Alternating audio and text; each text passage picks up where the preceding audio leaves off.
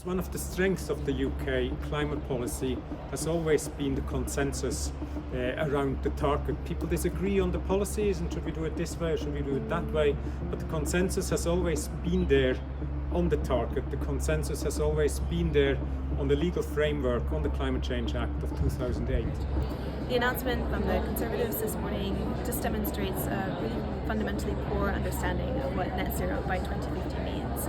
Net zero by 2050 is not a useful add-on, it's fundamental to a strong economy, one that can provide for its people, one that has strong food security, energy resilience, and crucially, lower bills for all those involved in the economy.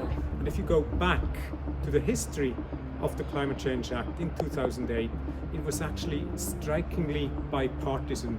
It was a Labour government at the time, but they were egged on by a Conservative opposition who wanted to go even further.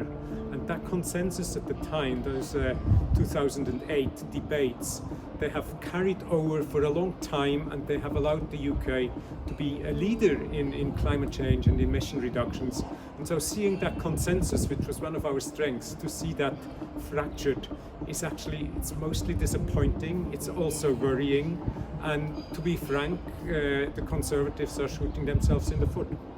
What's clear from the way that the Climate Change Act has created a structure for carbon budgets every 5 years is that investors and businesses in the landscape really need that certainty and that runway in order to make and deliver the clean energy transition.